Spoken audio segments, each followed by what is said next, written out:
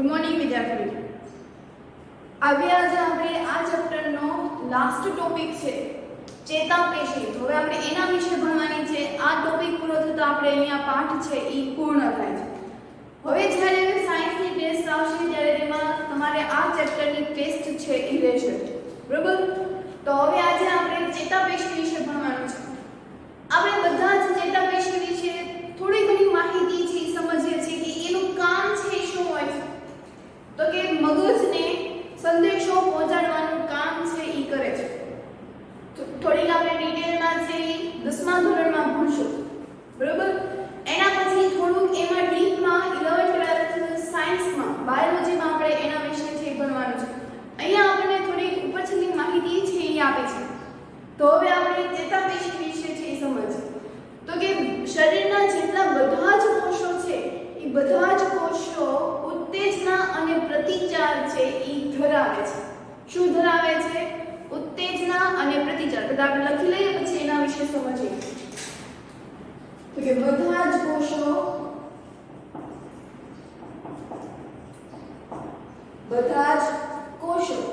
શું ધરાવે છે? તો કે ઉત્તેજના અને પ્રતિચાર આપવાની ક્ષમતા ધરાવે છે. આપવાની ક્ષમતા ધરાવે છે. અહીંયા બે શબ્દો આવ્યા, ઉત્તેજના અને પ્રતિચાર. એનો મતલબ શું થાય? તો કે આપણે જે કોઈ વર્તન કરીએ છીએ, આપણે જે કોઈ કાર્ય કરીએ છીએ, આ સિવાય કે આપણે જે હલનચલન કરીએ છીએ, તો એની માટે ઉત્તેજના છે એ જવાબદાર છે. બધા જ બાળકોનું ધ્યાન તમારા મોબાઈલની સ્ક્રીનમાં અને શાંતિથી તમારે સાંભળવાનું છે. શું થયું આમ? તો કે મેં તમને અહીંયાથી ઓર્ડર આપ્યો અને તમે બધા છે એ સ્ક્રીન ઉપર જોવો છો. તો પહેલા તમારું ધ્યાન હશે કોઈ બીજી જગ્યાએ હશે, બરોબર? આજુબાજુમાં ક્યાંક હશે, કાં તો પેન્સિલ લેવામાં હશે, કાં તો શાર્પનર લેવામાં હશે, કાં તો શું રસોઈ બને છે એના ઉપર હશે, કાં તો કોઈ સાથે સાથે વોટ્સએપ પણ કરતું હશે. તો ધ્યાન છે બધાનું આડું અવળું. મેં જેવો અહીંથી સંદેશો આપ્યો કે બધા જ બાળકોનું ધ્યાન છે મોબાઈલમાં અને જે ભણાવવામાં આવે છે તે શાંતિથી સાંભળો, વ્યવસ્થિત ભણશો તો આ ટોપિક છે સમજાશે. એટલે બધાનું ધ્યાન છે ક્યાં કેન્દ્રિત થયું? તો કે ત્યાં. આ મેં અહીંથી તમને સંદેશો આપ્યો, તમારા મગજે આ સંદેશોને ગ્રહણ કર્યો અને તમને તમારી આંખને છે એને ઓર્ડર આપ્યો કે ભાઈ તું સ્ક્રીન ઉપર જો. એટલે તમે બધા સ્ક્રીન ઉપર જોશો. એટલે એને કહ્યું કહેવાય પ્રતિચાર. કે ઉત્તેજના એટલે કે જે આપણે વર્તનો કરીએ છીએ, જે કોઈ હલનચલન કરીએ છીએ, જે કોઈ કાર્ય કરીએ છીએ એને ઉત્તેજના કહેવાય. અને ઉત્તેજનાની સામે કોઈ જવાબ આપો, કોઈ ક્રિયા કરવી, તો એને આપણે કહીશું પ્રતિચાર. આમ આપણું શરીર છે એ આ બંને ઉપર નિર્ભર છે, ઉત્તેજના અને પ્રતિચાર. કોઈ બહારથી આપણને કોઈ જ્ઞાન મળે છે, બરોબર? અથવા તો કોઈ સંદેશો આપે છે, તો એ સંદેશોને પહેલા સ્વીકારવો, એટલે કે એને કહેવાય ઉત્તેજના. એ સ્વીકારીને આપણે કોઈ વળતો જવાબ આપવો, તો એને આપણે કહીશું પ્રતિચાર. તો અહીંયા આપણે બે શબ્દ શીખ્યા, ઉત્તેજના અને પ્રતિચાર. આમ આપણા શરીરના જેટલા કોષો છે એ બધા જ કોષોમાં આ પ્રતિચાર અને ઉત્તેજના છે એ થાય છે. તો આ છે આપણે કીધું કે ઉત્તેજના અને પ્રતિચાર. તો એવું કહી શકાય કે આ જે ચેતાપેશી છે એનો જે સંદેશો મોકલવાનું કામ છે કેવું હોય છે? તો કે ત્વરિત હોય છે, ઝડપથી હોય છે. તો આપણે લખી શકીએ એમાં કે ચેતાપેશી શું? ચેતાપેશીના કોષો કેવા હોય છે? તો કે ખૂબ જ ત્વરિત હોય છે. તો ચેતાપેશીના કોષો ખૂબ જ ત્વરિત ઉત્તેજના આપે છે. ઉત્તેજના આપે છે કે એની જે સંદેશો મોકલવાનું જે કામ છે એ ખૂબ જ મિલી સેકન્ડમાં છે એ થતી હોય છે. તો આ જે ઉત્તેજના હોય છે એ એક જગ્યાએથી બીજી જગ્યાએ પહોંચાડવાનું કામ હોય છે, બરોબર? તો કે આ ઉત્તેજના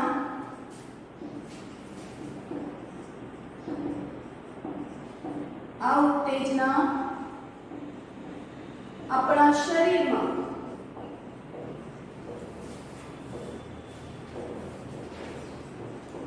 એક જગ્યાએથી બીજી જગ્યા સુધી પહોંચાડવાનું કામ કરે છે.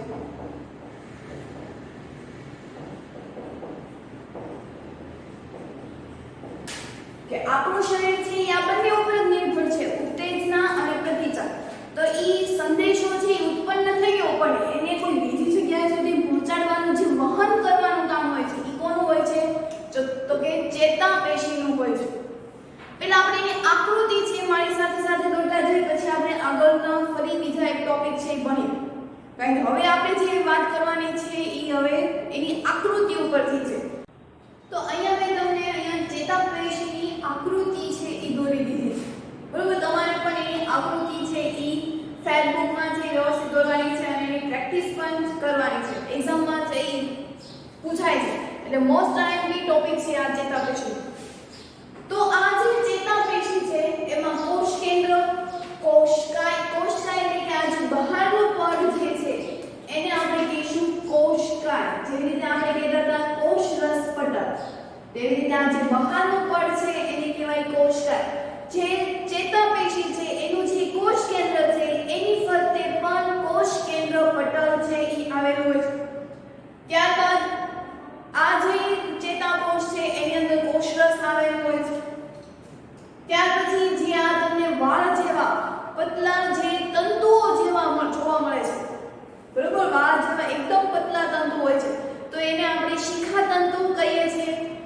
પછી તો કે આ જે ચેતા કોષો છે એ ચેતાકોષોમાં આ જે વચ્ચેની જે આખી લાઈન છે એને આપણે કહીશું અક્ષતંતુ.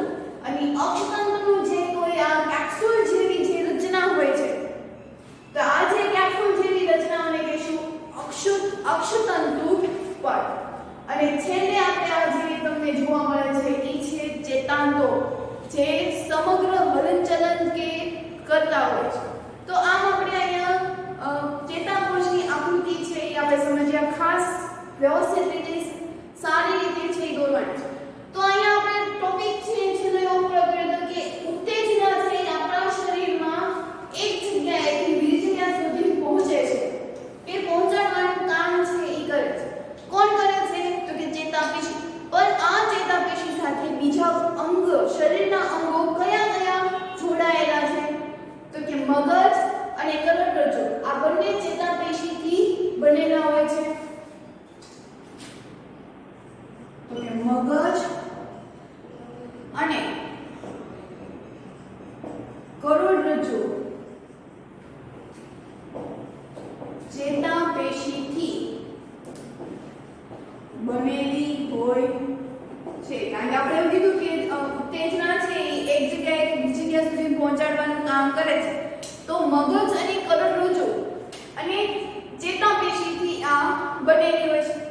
તો આ જે ચેતાપેશીના કોષો છે તો એને આપણે કહીશું ચેતાકોષો. ચેતાપેશીના જે કોષો છે આપણને ખબર છે પેશીઓ બધી ભેગી થઈને શું બને છે? કોષો. તો આ એક ચેતાપેશી છે. આવા ઘણા બધા ચેતાપેશીઓ હોય તો એને આપણે કહીશું ચેતાકોષો. તો એક ટોપિક છે લખીએ આપણે કે ચેતાપેશીના આ કોષોને, આ કોષોને એટલે કે આ કોષોને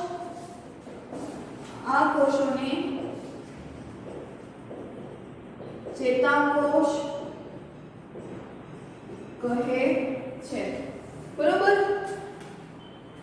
છેલ્લો ટોપિક આપણે આગળ. એના પછી તો કે ચેતાકોષ હોય છે એમાં શું આવ્યું હોય? તો કે કોષ કેન્દ્ર આવ્યું હોય છે અને કોષરસ. કોષરસ એટલે આપણે શું કહીશું એને? ચેતાકોષ. અહીંયા એક્ચ્યુઅલી કોષરસ એટલે શું આવ્યું હોય? તો કે ચેતાકોષ. તો ચેતાપેશીની અંદર શું શું આવેલું હોય છે? તો કે ચેતાપેશીમાં શું આવેલું છે? તો કે કોષ કેન્દ્ર અને કોષરસ. અહીંયા કોષરસ એટલે શું થશે? ચેતાકોષ.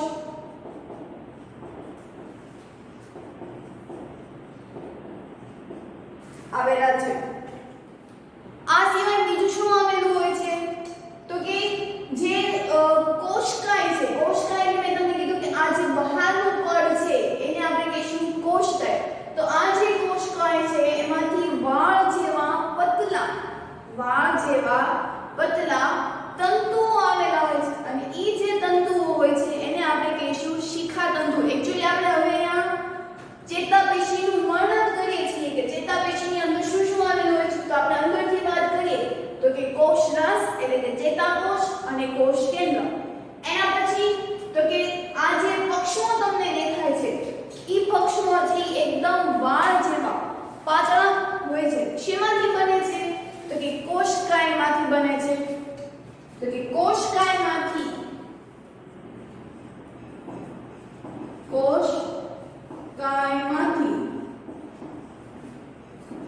વાળ જેવા પાતળા, કેવા વાળ જેવા પાતળા શાખાઓ આવેલી છે અથવા તો તંતુઓ આવેલી હોય છે, શાખાઓ આવેલી છે જેને આપણે શું કહીએ છીએ તો કે શિખાતંતુ, જેને શિખાતંતુ કહે છે। ખાસ યાદ રાખજો શિખાતંતુ કોને કહે છે તો કે વાળ જેવા પાતળા ભાગને। આ સિવાય તો કે આ જે ચેતાકોષ હોય છે ઈ સામાન્ય રીતે એક લાંબો પ્રવર્ધ છે ઈ નીકળતો હોય છે। તમે જો ચેતાકોષમાંથી એક સામાન્ય લાંબો પ્રવર્ધ છે ઈ નીકળતો હોય છે જેને આપણે શું કહીશું તો કે અક્ષતંતુ। બરોબર, કે ચેતાકોષમાંથી સામાન્ય રીતે એક લાંબો પ્રવર્ધ નીકળતો હોય છે જેને આપણે શું કહીએ છીએ તો કે અક્ષતંતુઓ, જેને અક્ષતંતુઓ કહે છે। આ જે ચેતાકોષ હોય છે એ સામાન્ય રીતે 1 મીટર સુધી લાંબો હોય છે। હવે તમે એવું કહેશો કે આ જે ચેતાકોષ છે એ કોષની અંદર આવે છે અને આપણે જે ભણ્યા તો આપણે એવું ભણ્યા કે કોષને સામાન્ય રીતે નરી આંખે જોઈ શકાતા નથી અને હજી પણ હું એમ જ કહીશ કે કોષને સામાન્ય રીતે નરી આંખે જોઈ શકાતા નથી। તો અહીંયા એવું કેમ કીધું કે ચેતાકોષો છે એ 1 મીટર સુધી લાંબા હોય તો કે બધા જ જે ચેતાકોષો હોય છે એ 1 મીટર લાંબા સુધી હોતા નથી પણ જે પગના જે ચેતાકોષો હોય છે એ 1 મીટર સુધી લાંબા હોય છે। કેટલા મીટર સુધી લાંબા હોય છે તો કે 1 મીટર સુધી। કે આ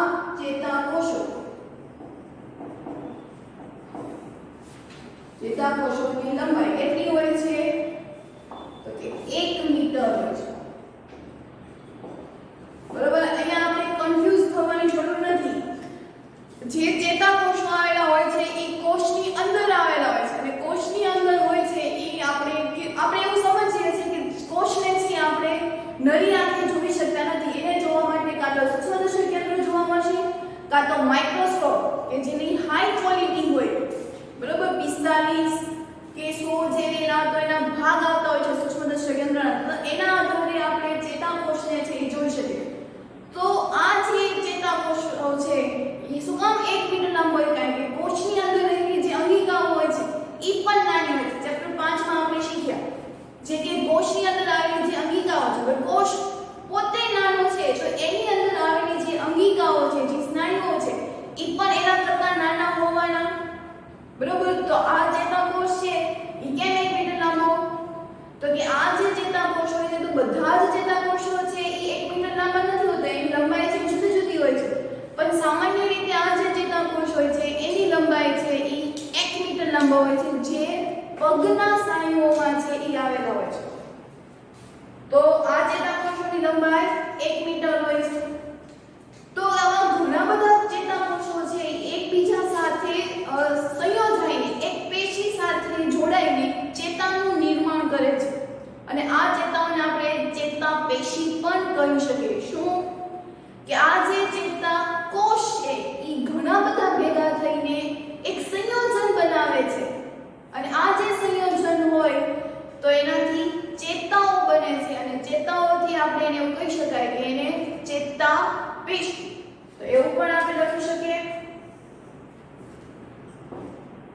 કે ચેતાકોષો એકબીજા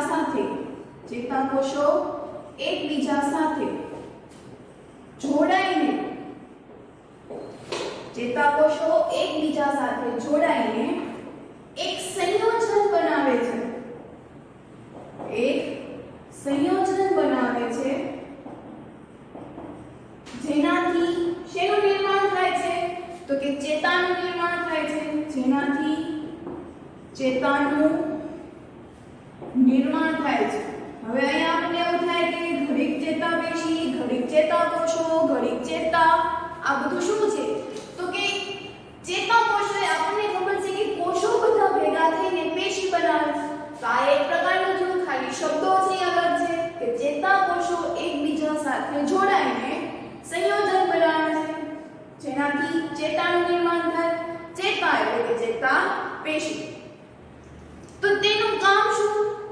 હવે આપણે એની રચના છે પૂર્ણ થઈ પણ આ જે ચેતા આપણે ક્યારના ભણીએ છીએ એનું કામ શું હોય છે તો કે ચેતા છે તો એ ચેતાના સ્પંદન કે ઉર્મી વેગ આપણા શરીરમાં ઈચ્છા અનુસાર સ્નાયુઓના હલનચલન માટે મદદરૂપ થાય છે।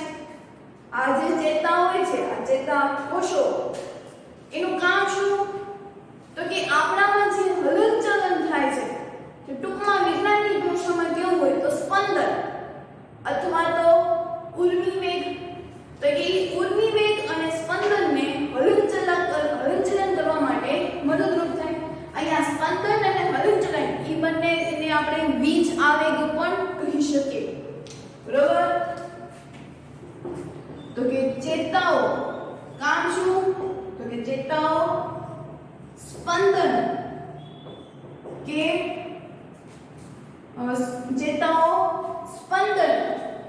ઉર્મી વેગ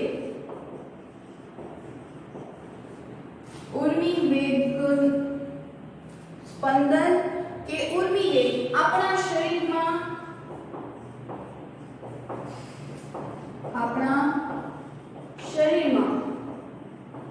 હલનચલન કરવા માટે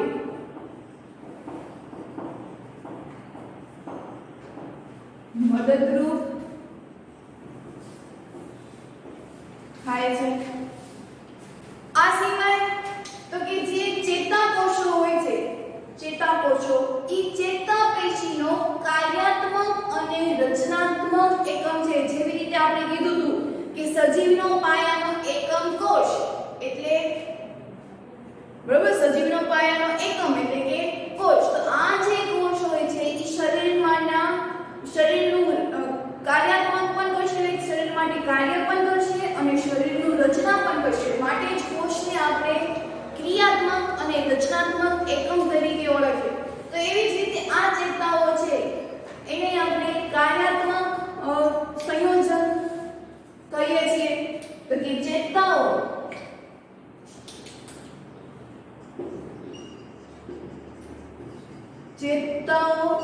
અને પેશીઓ।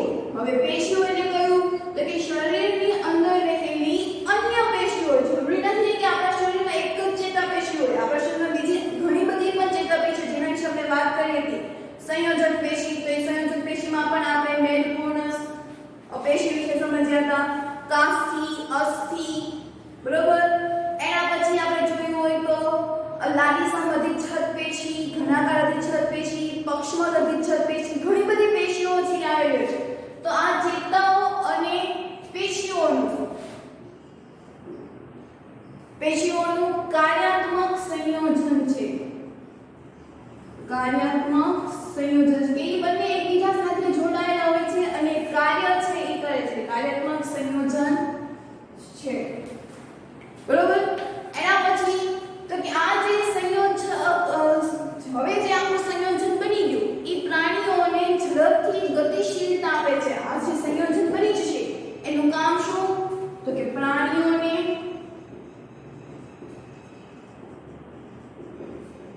ઝડપથી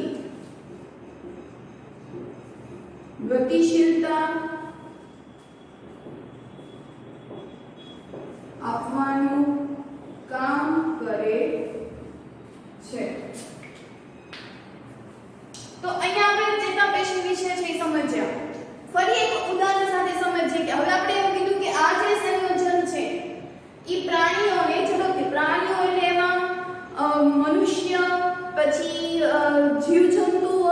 મતલબ દુનિયામાં જેટલા પ્રાણીઓ છે એ બધા જ પ્રાણીઓને ઝડપથી ગતિશીલતા આપવાનું કામ છે એ કરે છે. તો આ જે ચેતાપેશી હોય છે એ ક્યાં જોવા મળે છે? તો કે પ્રાણી પેશીઓમાં જ જોવા મળે છે. વનસ્પતિ પેશીઓમાં જોવા મળતી નથી. વનસ્પતિ પેશીઓમાં પણ સંદેશોનું આહ્વાન છે એ થતું નથી. એક સામાન્ય ઉદાહરણ સાથે આપણે સમજીએ કે આપણા ઘરે કોઈ ગરમ તપેલી છે, બરોબર? આપણને ખબર નથી કે તપેલી ગરમ છે, આપણે તેને અડવા જઈએ છીએ. જેવા આપણે ત્યાં અડશું, ગરમ લાગશે એટલે આપણો હાથ છે એ પાછો ખેંચાઈ જશે. તો એમાં આ જે સંદેશો છે એ કેટલી સેકન્ડમાં ગયો? આપણે કીધું કે ગતિશીલતા આપવાનું કામ છે ઝડપથી હોય છે, પણ કેટલી ઝડપ? 5 મિનિટ, 5 સેકન્ડ, એની કોઈ લિમિટ હશે? તો એના વિશે સમજીએ કે જ્યારે આપણો હાથ છે એ તપેલીને અડ્યો એટલે કે હાથના જે સ્નાયુઓ છે, જે ચેતાકોષો છે એ મગજને સંદેશો આપશે કે આ ગરમ છે. એટલે જ્યારે મગજ છે એ કોઈ બીજા કાર્યમાં વ્યસ્ત હશે તો ત્યારે એ મગજ છે એ કરોડરજ્જુને સંદેશો આપશે કે તું ત્યાં જો, હું આ કામમાં વ્યસ્ત છું. તો ત્યારે કરોડરજ્જુ છે એ પહેલા જોશે, પછી ફરી પાછો એને સંદેશો આપશે. તો પહેલો સંદેશો આંખને આપશે કે આપણી આંખ છે એ ત્યાં જશે, બરોબર? આંખ ત્યાં જશે એટલે એની સાથે સાથે જ તે હાથને પણ સંદેશો આપશે કે પાછો છે એ ખેંચી લે. તો આપણે જેટલું બોલ્યા એટલામાં તો આ બધી પ્રવૃત્તિઓ છે એ થઈ ગઈ હોય છે. એ ગરમ લાગતા તરત જ આપણો હાથ છે એ લઈ લે છે. કોઈ દિવસ એવું કોઈ જોયું કે 2 મિનિટ સુધી હાથ છે તપેલીમાં રાખ્યો, પછી જોયું, પછી હાથ પાછો લીધો? તો કે નહીં. જેવો ગરમ લાગે જેવો તરત જ હાથ છે આપણે પાછો ખેંચી લઈએ છીએ. એવી જ રીતે બીજું ઉદાહરણ જોઈએ તો આપણે ચાલતા હોઈએ છીએ ત્યારે પગમાં કાંટો વાગે છે. તો એ કાંટો વાગો ત્યારે શું થયું? તો કે જે પગના તળિયાના જે સ્નાયુઓ છે અને એ સ્નાયુઓમાં જે ચેતાકોષો આવેલા હોય છે એ મગજને સંદેશો પહોંચાડશે કે આ તમે જુઓ અહીંયા શું છે. એટલે પહેલા તો મગજ છે એ આંખને સંદેશો આપશે કે તું ભાઈ જો તો ત્યાં શું છે, પથ્થર વાગ્યો છે, કાંટો છે કે કોઈ બીજું કાંઈ છે. એટલે આંખ ત્યાં જોશે. આંખ ત્યાં જોશે એટલે એવું થશે કે આ તો કાંટો છે. તો ફરી પાછો એને સંદેશો આપશે કે શું કાંટો છે એ નીકળી શકે છે. આ બધું સંદેશો આવવાનું કામ છે એ ચેતાકોષોનું કરે છે, મગજ સાથે કામ કરે છે. મગજ વ્યસ્ત છે તો કરોડરજ્જુ. તો એ આ જે મગજને છે એ ઓર્ડર આપે છે કે કાંટો છે એ નીકળી શકે છે અને બહાર છે. તો વળી મગજ છે એ હાથના સ્નાયુઓને એટલે કે ચેતાકોષોને ઓર્ડર આપશે કે ભાઈ તું ત્યાં જા, કાંટો નીકળી શકે એમ છે એટલે તું ખેંચીને કાઢી દે. તો ત્યારે આ હાથ છે એ કાંટાને કાઢી લે છે. તો આ બધી જે પ્રવૃત્તિઓ છે એ ખૂબ જ મિલી સેકન્ડથી પણ ઓછી સેકન્ડમાં છે એ જોવા મળે છે. તો અહીંયા ચેતાકોષો વિશે છે એ સમજીએ આપણે. મૂળ ચેતાકોષોનું કામ જ કે સંદેશાને પહોંચાડવાનું કામ. આપણું શરીર છે એ ચેતાકોષોથી જ બનેલું છે એવું કહી શકીએ. બધા જ અંગો છે એ આ ચેતાકોષો ઉપર છે એ નિર્ભર છે, બરોબર? તો અહીંયા કોઈ આપણે એવું ન કહી શકીએ કે કોઈ ચોક્કસ જગ્યાએ આ ચેતાકોષો આવેલા છે. એ સમગ્ર જગ્યાએ આવેલા છે. હથેળીમાં પણ ચેતાકોષો આવેલા છે, પગમાં પણ આવેલા હોય છે. આમ કોઈ ચોક્કસ જેમ આપણે કહી શકીએ કે હૃદય છે એ આ ફિક્સ જગ્યાએ આવેલું હોય છે. તો તેવી રીતે આપણે આ ચેતાકોષો વિશે છે એ ચોક્કસ રીતે કહી શકતા નથી. તો હવે આ લાસ્ટ આપણે ટોપિક છે પૂર્ણ કર્યો. હવે વાત કરી લઈએ હોમવર્કની. તો આ જે ચેતાકોષો છે, ચેતાપેશીઓ છે એ ખૂબ જ મોસ્ટ ઇમ્પોર્ટન્ટ ટોપિક છે.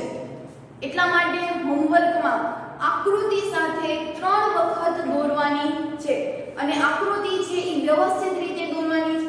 અંદર જેવી રીતે મેં શેડો કર્યો છે તે એવી જ રીતે તમે ડાર્ક જે બોર્ડર છે એને તમે ડાર્ક કરી દો. અંદર છે એ લાઇટ પેન્સિલથી તમે એને કલર આપી શકો અથવા તો બાયોલોજી છે તો તમે વિવિધ કલર પેનનો ઉપયોગ કરીને આકૃતિ પણ વ્યવસ્થિત રીતે છે એ દોરી શકો છો. તો આ મેં આપણે ચેતાપેશી વિશે પૂરું કરતા આ ચેપ્ટર પણ આપણે પૂર્ણ કરીએ છીએ.